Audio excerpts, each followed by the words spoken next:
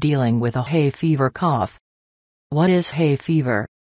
Endless sneezing, coughing, itchy eyes, and runny nose, the symptoms of hay fever, may plague you during blooming seasons. Hay fever, also known as seasonal allergies, occurs when your body views certain particles as foreign invaders. These particles are known as allergens and can be anything from pollen to mold spores. When your body is exposed to allergens, it releases histamines. Histamines are meant to protect you from harm, but they can also cause the allergy symptoms that make some seasons uncomfortable. These symptoms include a frequent cough that has others trying to get away from you for fear of getting sick.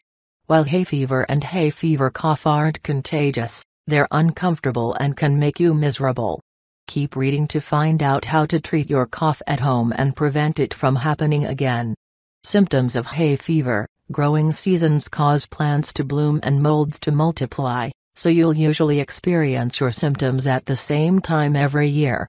The timing can help you confirm that your symptoms are due to hay fever and not a viral infection. Symptoms associated with hay fever include coughing, sneezing, itchy nose, poor sense of smell or taste, runny or stuffy nose, sinus pain or pressure, watery or itchy eyes that can become red if you rub them. It's possible to experience hay fever symptoms year-round, particularly if you're allergic to something indoors, such as dust mites, cockroaches, mold, or pet dander. What causes a hay fever cough?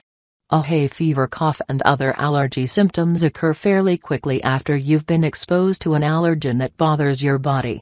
When the allergen is taken away, your symptoms and cough usually go away too. Seasonal hay fever triggers include grass pollen, ragweed pollen, spores that grow from fungi and molds, tree pollen. Year-round triggers for hay fever include cockroaches, dust mites, pet dander, such as from cats, dogs, or birds, spores from fungi and molds that grow indoors. These allergens set off a chain reaction after they get into your system. A hay fever cough is an after-effect of postnasal drip. Postnasal drip occurs when allergens irritate the lining of your nose. This triggers your nasal passages to produce mucus, a sticky substance that's supposed to remove harmful or dirty particles from the air. Mucus associated with allergens tends to be more watery than the mucus your body produces when you aren't sick or experiencing allergies. This watery mucus drips out of your nose and down your throat. This tickles the throat and leads to a hay fever cough. This cough usually comes with a constant tickling feeling in the throat. If you're exposed to your allergen when you're outdoors, your coughing will most likely be more frequent in the daytime. However, your cough will generally be worse at night. This effect is largely due to gravity. During the day, you stand and sit up more than at night. Mucus can't drain as easily at night when you're lying down. Asthma is another common cause of a cough. When a person with asthma is exposed to an allergen, the airways can tighten, which causes a wheezing cough. Asthma symptoms include shortness of breath, chest tightness, and coughing. Diagnosing a hay fever cough: when you have an infection, the mucus in your body starts to thicken due to the presence of a virus or bacteria. The type of mucus you're producing can help your doctor tell the difference between a hay fever cough and an infection. If you have thin mucus, as opposed to thick mucus that is difficult to cough up, allergies are usually to blame. Your doctor will likely ask you about your symptoms as well as what makes them worse or better and when you started noticing them. Treatments for a hay fever cough: a hay fever cough usually isn't contagious, but it can be uncomfortable and irritate your throat. This causes it to feel scratchy and itchy. There are several ways to deal with a hay fever cough to help you start feeling better. Medications that dry up the postnasal drip can help. These are known as decongestants, and many are available over the counter. Common decongestant ingredients are pseudoephedrine or phenylephrine. Another option is to take an antihistamine. This helps block the release of histamines that cause the inflammation in the body. Over-the-counter options often have ingredients like chlorpheniramine or diphenhydramine.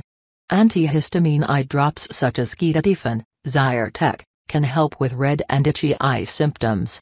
Alternative treatments: if you don't want to take medication or if it hasn't worked for you, home remedies exist, too. You can try inhaling steam, such as from a hot shower.